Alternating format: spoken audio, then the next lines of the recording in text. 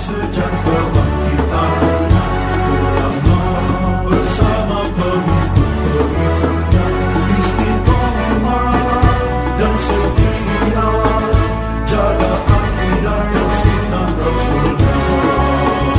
Alhamdulillah segala puji baginya ulama bersama pengikut-pengikutnya istiqomah dan setia menjaga agama nusa dan bangsa. Mari kuatkan niat kita, kita bulatkan tekad kita, terus lanjutkan amal kita, mengembangkan hikmah kita. Assalamualaikum warahmatullahi wabarakatuh.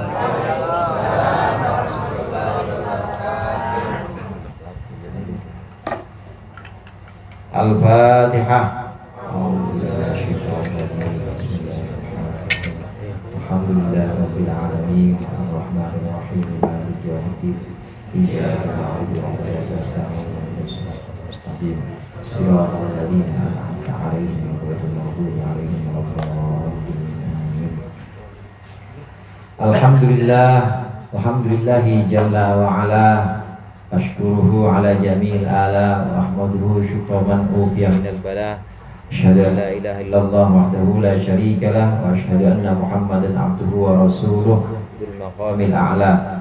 Allahumma shalli wa sallim ala sayyidina Muhammadin wa ala alihi wa ashabihi alladhina narud darajatin ula, amma ba'd. Fa inna ahsanal hadithi kitabullah wa khairul hadi hadi Muhammadin sallallahu alaihi wasallam, wa syarrul umuri muhdatsatuha wa kullu muhdatsatin bid'ah wa kullu bid'atin dhalalah. Segenap jamaah Majelis Taklim Al-Hidayah, bapak-bapak, ibu-ibu, para ustaz, para ustazah, ibu hajjah, bapak, segenap para hujjaj, hadirin sekalian yang dirahmati oleh Allah. Alhamdulillah malam hari ini kita berkumpul kembali melanjutkan pengajian rutin kita. Mudah-mudahan apa yang tadi sudah dibaca dan apa yang akan kita baca menjadi sesuatu yang bermanfaat, barokah dunia akhirat, amin ya rabbal alamin. Pembahasan kita masih tentang manajemen kolbu atau menata hati.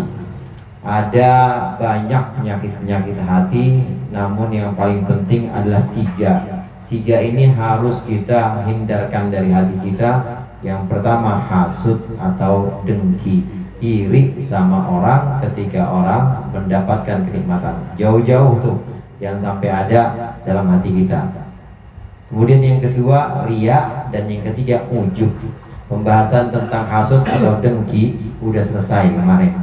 Jangan sampai dalam hati kita ini ada iri, ada kedengkian ketika saudara kita, tetangga kita mendapat nikmat dari Allah. Jangan.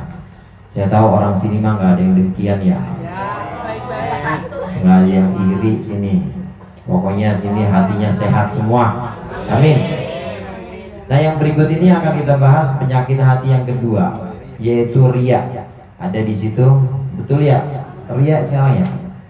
Bismillahirrahmanirrahim. Qala al-muallif rahimahullah wa nafa'ana bihi wa bi'ulumihi fid dharaini amin. Wa amma riya'u fa huwa syirkul khafiyyu wa huwa ahadus syirkaini.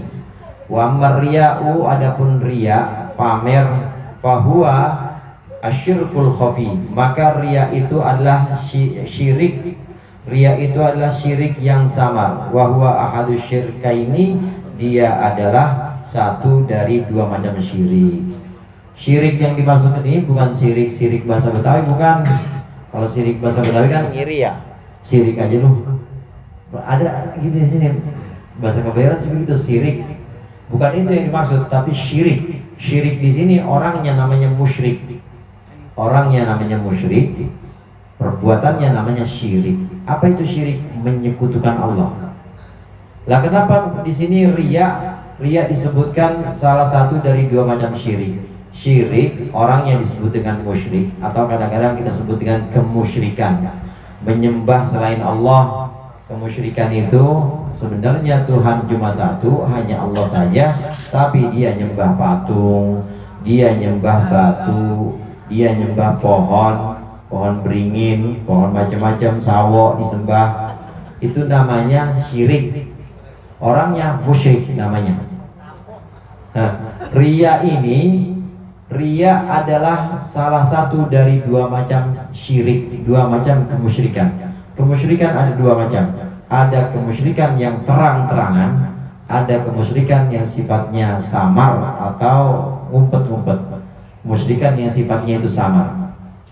Kemusyrikan yang terang-terangan, yang nyata bagaimana? Nyembah batu, nyembah pohon yang tadi saya sebutkan, itu musyrik jelas-jelas. Nyembah kipas angin, saking gerahnya ini kipas angin, saking gerahnya dia depan sama AC, jadi disembah itu AC. Kalau nggak ada AC mati rasanya saya. Itu namanya syirik yang terang-terangan. Nyembah batu sebagaimana yang dilakukan oleh orang musyrik Mekah dulu. Orang-orang musyrik Mekah dulu menyembah berhala. Ada Lata, ada Uzza, ada Manat. Ini berhala-berhala yang besar. Belum lagi yang kecil-kecil, ada 360. Ini namanya kemusyrikan terang-terangan, kemusyrikan yang nyata. Kemusyrikan jenis pertama. Kemudian kemusyrikan jenis yang kedua, ada kemusyrikan yang samar, asyirkul khafi. Kemusyrikan yang samar, yang tersembunyi, nggak ketara. Kalau nyembah patung kan ketara, nyembah batu jelas-jelas, atau nyembah api kayak orang Majusi, atau nyembah matahari. Ini jelas-jelas menyembah sesuatu dan sesuatunya kelihatan. Namanya kemusyrikan yang nyata. Jenis kemusyrikan yang kedua, ada kemusyrikan yang sifatnya samar, bukan nyembah benda-benda, tapi dia nyembah orang lain. Maksudnya nyembah orang lain, dia mempersembahkan amalnya, mempersembahkan perbuatannya bukan untuk Allah, tapi untuk orang lain. Kenapa riya disebut salah satu dari dua jenis syirik? Karena riya ini mempersembahkan atau memamerkan perbuatan kita bukan kepada Allah, tapi kepada manusia. Ditunjukkan, dipamerkan, show up namanya apa? Masalah? Ya, ditunjukin, pokoknya ditunjukin, dipamerkan kepada orang. Harusnya ibadah hanya diperuntukkan kepada Tuhan, tapi ini diperuntukkan kepada orang. Oleh karenanya syirik disebut sebagai asyirkul khafi. Oleh karenanya riya disebut sebagai asyirkul khafi. Riya disebut sebagai kemusyrikan yang samar. Seolah-olah dia nggak menyembah, seolah-olah dia tidak menyembah Allah, dia menyembah orang. Sholat subuh, jamaahnya subuh kan biasanya dua ya. Dua orang, satu imam sama dua jamaahnya. Kalau dua orang ina atau ina aja. Nah giliran jamaahnya banyak, jamaahnya sampai 20 saf, panjang dia bacanya sabihisma. Kemudian rakaat keduanya hal ataka. Jamaahnya banyak Ustaz, jadi saya baca panjangan dikit. Pokoknya kalau jamaahnya dikit, saya malas aja dah, ina atau ina aja. Ini namanya riya. Ini namanya pamer. Dia mempersembahkan, dia menunjukkan sholatnya bukan kepada Allah, tapi menunjukkannya kepada makhluk Allah, yaitu pada jamaahnya. Namanya pamer. Riya disebut sebagai kemusyrikan yang tersembunyi atau kemusyrikan yang samar. Kenapa? Karena dia menyekutukan Allah dengan jamaah. Kalau dalam contoh tadi, jadi dia sholat buat Allah juga, tapi buat jamaah juga. Ya orang beda. Kalau jamaahnya dikit ina atau ina, kalau jamaahnya banyak hal ataka hadithul ghosyiyah, panjang banget. Itu namanya musyrik. Sholat dalam ibadah namanya riya. Sholat dalam ibadah sholat dia atur dalam ibadah sholat atau baca Al-Quran. Kalau ada ibu-ibu di suaranya dimerdu-merduin, tapi kalau ibu-ibu pada bolos dia ogah-ogahan. Nah itu namanya riya. Riya itu pamer, itu artinya memamerkan ibadah kepada manusia. Ini berarti ada Allah, kemudian ada manusia. Jadi seolah-olah dia punya dua yang dia persembahkan, yaitu mempersembahkan kepada Tuhan, juga mempersembahkan kepada manusia. Oleh karenanya jangan main-main pamer itu, ria itu musyrik. Orang yang ria, orang yang pamer ini adalah orang musyrik. Musyriknya cuma musyrik yang samar, bukan musyrik yang nyata nyembah handmake, bukan musyrik nyembah Innova, tapi dia nyembah makhluk, artinya mempersembahkan ibadahnya kepada makhluk. Ini penyakit hati yang kedua. Wadzalika talabuka manzilatan fi qulubil khalqi. Syirik ini adalah engkau mencari posisi, mencari kedudukan fi qulubil khalqi, di hati makhluk, di hati manusia, litanala bihal jaha wal hishmata, supaya engkau mendapatkan pangkat dan juga derajat keseganan titik. Yang namanya ria ini adalah mencari posisi, mencari pamor supaya bisa pamer sehingga dapat keuntungan berupa kehormatan dan juga keseganan. Bisa ibadah, bisa bentuknya lain ibadah, selain ibadah. Yang bentuknya ibadah contohnya tadi, bacaan surat atau puasa, di lemes-lemesin. Di lemes-lemesin kayaknya nggak bisa, pokoknya jalannya benar-benar lemas, mat ngesot aja, nggak bisa jalan. Kenapa bang? Lagi puasa saya, biar dilihat orang. Itu namanya syirik, namanya ria. Ria itu artinya syirik khafi atau syirik yang sifatnya sama. Kenapa melakukan seperti itu? Seseorang melakukan ria seperti itu supaya orang hormat sama dia, atau minimal supaya orang segen sama dia. Bapak Ibu hadirin hadirat rahimakumullah, yang diinginkan oleh orang yang ria ini adalah pengaruh. Dengan pengaruh itu orang-orang hormat kepada dia, dengan pengaruh itu orang-orang jadi segan sama dia. Ustaz dipamerin jadi ustadznya, kalau tampil di depan orang benar-benar dijaga, jalannya dijaga, batuknya aja dijaga ustaz. Kenapa? Jaim, jaga image. Kenapa? Malu sama jamaah. Jadi malunya bukan sama Allah, malunya sama jamaah ustaz.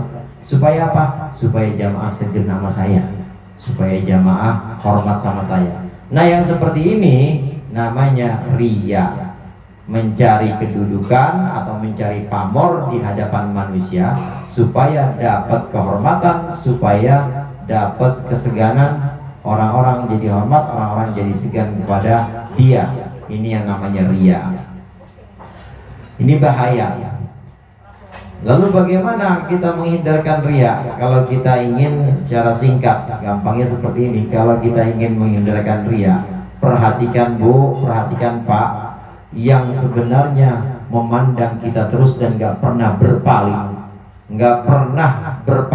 terus selalu madep kepada kita, itu sebenarnya Allah. Kalau bapak sama ibu mah, saya pulang juga gak ada yang lihat saya kan?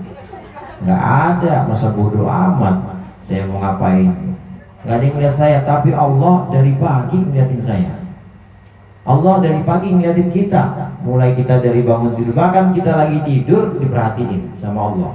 Allah selalu menghadap kepada kita.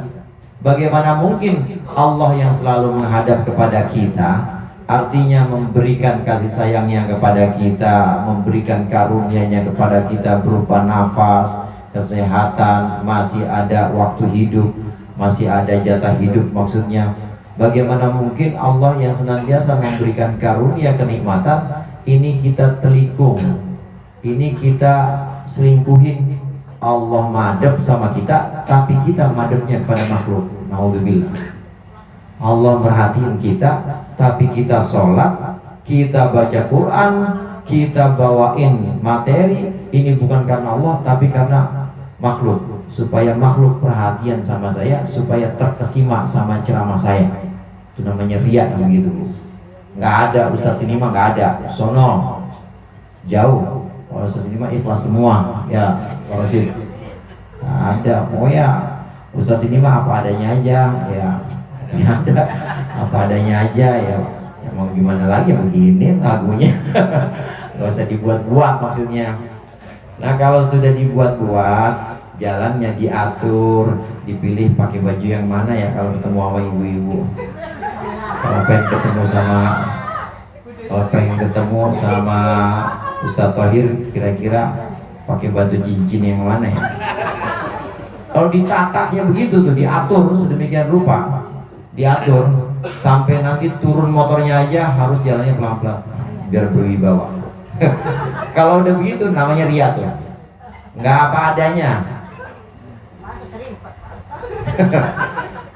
Itu namanya udah menunjukkan sesuatu bukan untuk Allah, tapi menunjukkan sesuatu untuk makhluk, untuk jamaah.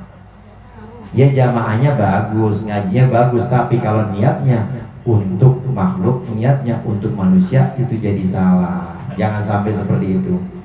Ria, orang yang pamer ini selalu mengharapkan dia punya pamor di hadapan manusia dan dihormati, sehingga disegani oleh manusia. Wa hubbul jahi minal hawal muttaba'i.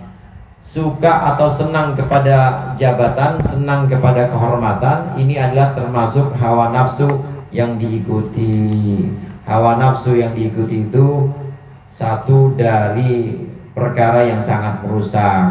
Di antara perkara yang merusak itu adalah bakhil atau menuruti sifat pelit kita, itu merusak. Begitu juga hawa nafsu yang diturutin, ini adalah sifat yang merusak juga. Wa fihi, dan di dalamnya halaka aktsarun nas, rusaklah kebanyakan manusia. Enggak semuanya, tapi kebanyakan manusia rusak itu gara-gara menyukai kehormatan, pengen dihormatin. Kebanyakan manusia itu rusak gara-gara pengen dihormatin.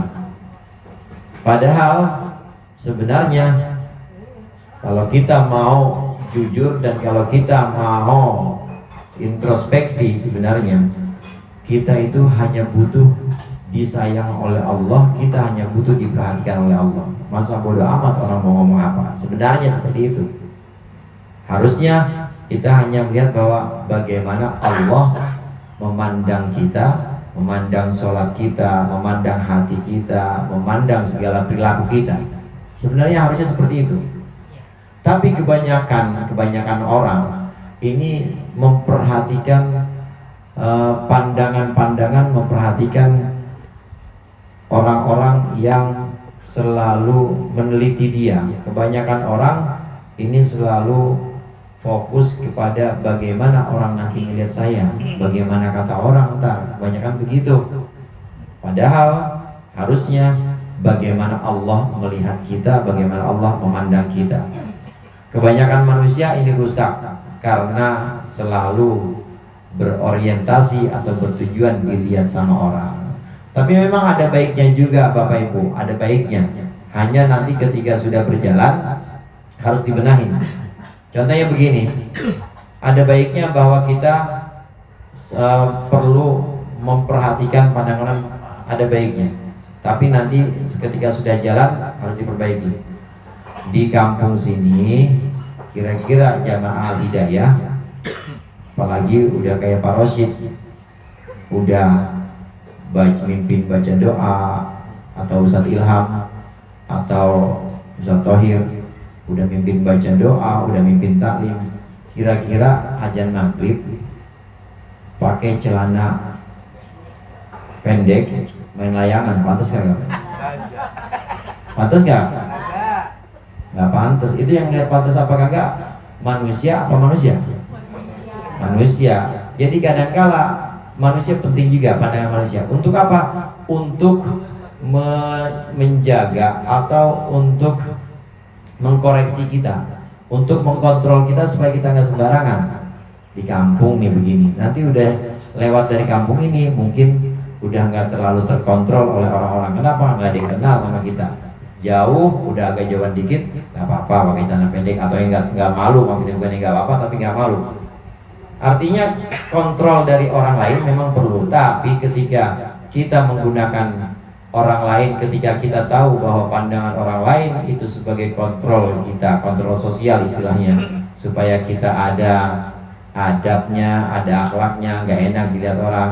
Ketika itu sudah berjalan, maka buru-buru saya pakai celana panjang. Ini karena Allah perintah nutup aurat. Saya maghrib nggak main layangan. Ini karena perintah Allah, maghrib suruh buru-buru sholat. Harus dikembalikan seperti itu. Pandangan manusia ada baiknya juga, tapi ketika itu sudah berjalan, maka hati kita harus benar-benar ditata bahwa kita nutup aurat, kita ngaji, kita menjaga sikap, itu bukan karena manusia, tapi karena perintah Allah. Yang dimaksud Imam Ghazali di sini, kebanyakan orang rusak karena melihat pertimbangan manusia. Ini adalah orang-orang yang kemudian tidak ditata hatinya. Jadi manusia amur yang dipikirin, lupa sama Allah. Dia selalu memperhatikan, dia selalu repot dengan apa kata orang dan lupa sama Allah. Nah, ini yang rusak, yang seperti ini. Yang rusak orang yang selalu habis waktunya dengan mengurusi penampilan, mengurusi performa dia ketika dia di depan orang-orang, dan dia lupa pada Allah. Ini kebanyakan orang rusak karena ini. Tapi kalau dia mau menata hatinya, maka insya Allah itu akan baik. Falau ansofan nasu haqiqatan la'alimu anna aktsara ma hum fihi minal ulumi wal ibadati fadlan. Dan apabila adil manusia, apabila orang-orang itu adil haqiqatan secara sejati, la'alimu anna aktsara ma hum fihi, maka mereka akan mengetahui bahwa sesungguhnya perkara yang sedang mereka jalani minal ulumi wal ibadat, yakni ilmu kayak ngaji begini, wal ibadat dan ibadah-ibadah, fadlan an amalil adat, lebih-lebih perbuatan-perbuatan yang sifatnya adat atau kebiasaan, laisa yahmiluhum alaiha illa mura'atun, tidaklah membawa atau mendorong mereka terhadap itu semua illa mura'atun, kecuali karena dilihat atau memperlihatkan. Wahia muhitatun, titik sama di situ. Muhitatun atau muhbitatun di situ. Muhbitatun, iya harusnya muhbitatun itu. Wahia muhbitatun lil a'mal, dan dia mura'ah atau riya itu menghapus amal. Memang kalau diperhatikan, kalau kita mau renungkan, kebanyakan yang kita lakukan ini kan pertimbangannya manusia, yang tadi saya sebut, yang tadi sempat kita singgung. Ini karena kita pengen bahwa kita dinilai sebagai orang baik. Nggak ada orang yang pengen dinilai sebagai orang buruk pasti. Kita pengen dinilai sebagai orang yang baik. Kebanyakan yang seperti itu. Apalagi urusan, jangankan urusan-urusan yang ibadah atau ilmu kayak ngaji seperti ini, urusan kebiasaan aja, makan misalnya, kita kan pengen kalau tampil di depan orang atau dilihat banyak orang, makan kita itu kelihatan ada adabnya. Kalau bisa ketika di hadapan orang dengan kesendirian, ketika di hadapan orang dan di dalam kesendirian sama, kalau bisa harusnya. Ini yang namanya ikhlas. Waktu di hadapan orang makannya ditata banget, pelan-pelan banget, ngunyahnya 27 kali, pelan-pelan, habis itu baru nyuap lagi. Nanti di rumah begitu juga. Jadi dia nggak peduli. Kenapa? Karena maksud dari awalnya di hadapan orang ini ditata sedemikian rupa adabnya, orang bisa mengkontrol memang, tapi setelah itu ditata hati, ya Allah, ini karena perintahmu supaya saya tidak terlihat tamak, atau supaya saya mengikuti Rasulullah ketika makan, dihayati dan dinikmati sambil zikir atau sambil mengingat nikmatnya. Nikmat Allah, enak banget ini makanan, pelan-pelan. Tapi nanti di rumah begitu juga, pelan-pelan ditata juga. Kenapa? Karena Allah melihat juga. Kalau sudah seperti itu, di depan orang maupun dalam kesendirian dia tampilnya sama, maka itu orang yang ikhlas. Tapi kalau belum seperti itu, di depan orang benar-benar dijaga, jangan sampai jatuh martabatnya, jangan sampai kehilangan kehormatannya. Tapi di rumah semuanya diablagin, di rumah semuanya ditampakin buruk-buruknya, ini namanya riya. Perbuatan ibadah, kemudian ilmu, begitu juga kebiasaan-kebiasaan seperti makan yang tadi kita contohkan. Ini sebenarnya adalah untuk selalu dilihat orang, Hanya yang perlu di sini ketika kita menata perbuatan kita yang berupa kebiasaan makan minum misalnya, atau kita melakukan ibadah seperti sholat atau kita ngaji. Ketika kita melakukan itu, maka yang perlu ditata hati kita, supaya hati kita benar-benar karena Allah, bukan karena Ustadznya juga begitu, bukan karena jamaah hidayah. Saya mah sama aja sih, mau jamaah hidayah mau jamaah mana aja, begini-gini aja. Ini artinya harus karena Allah dan bukan karena siapa-siapa. Kalau sudah bisa seperti itu, kalau sudah bisa menyamakan bahwa dalam keramaian ya seperti ini, nanti kesendirian juga seperti ini, maka itu perlahan-lahan akan Allah bimbing jadi orang yang ikhlas. Jadi tidak ada kepalsuan di sini. Saya tahu bapak-bapak nggak suka yang palsu kan, ibu-ibu juga nggak suka kepalsuan kan Bu. Kasih duit palsu, pada mau. HP kasih dami, nggak mau. Wahya mubitatun, riya ini bisa menghapuskan amal perbuatan atau ibadah kita. Habis ibadah kita ini karena riya, nggak akan direken, nggak akan dihitung oleh Allah. Ibu-ibu, bapak-bapak, hadirin hadirat rahimakumullah. Orang yang riya, saya tanya, orang yang riya menunjukkan ibadahnya, orang yang pamer menunjukkan ibadahnya kepada Allah apa kepada manusia, Bu? Orang yang riya menunjukkan ibadahnya itu kepada manusia apa kepada Allah? Ada orang namanya Pardi. Ada orang namanya Darku. Ada emang? Nggak ada. Geno namanya.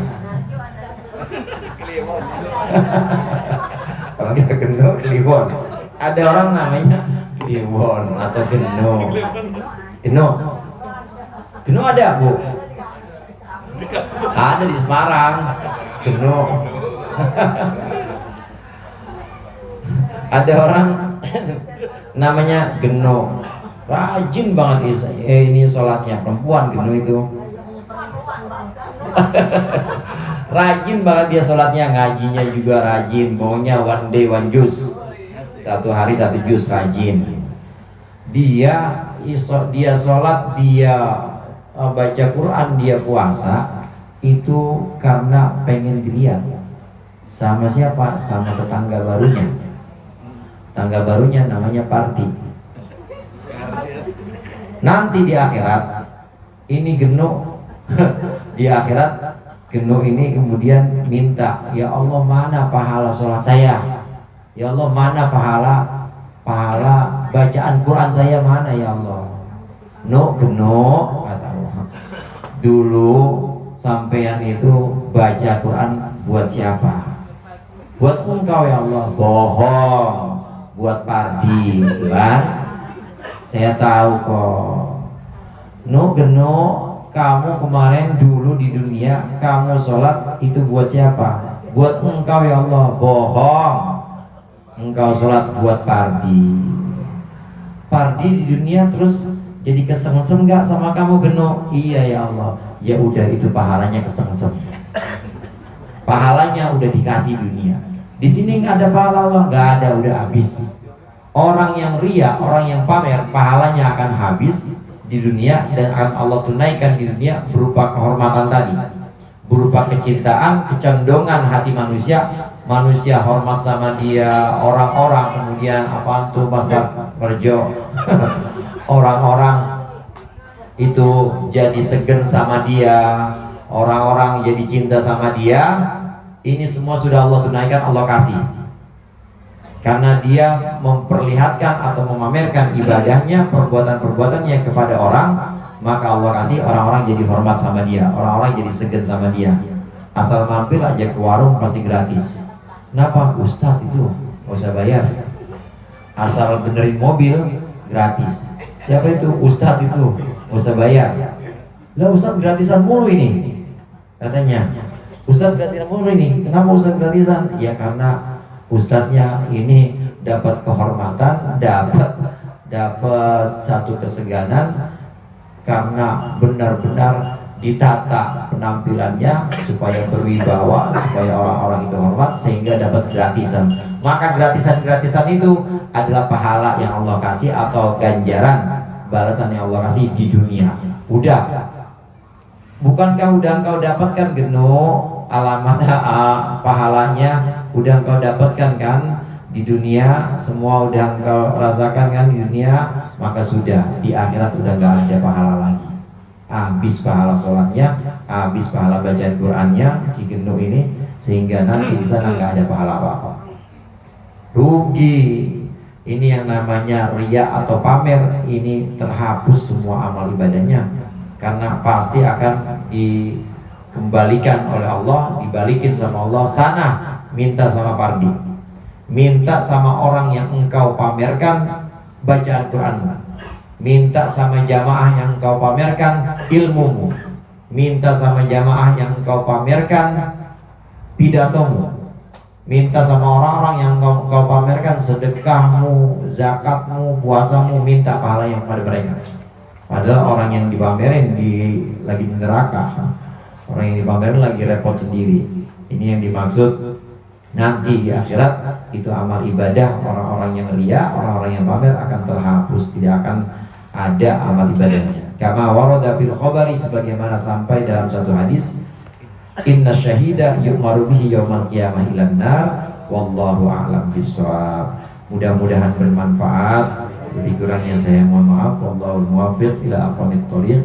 Wassalamualaikum warahmatullahi wabarakatuh. Waalaikumsalam warahmatullahi wabarakatuh.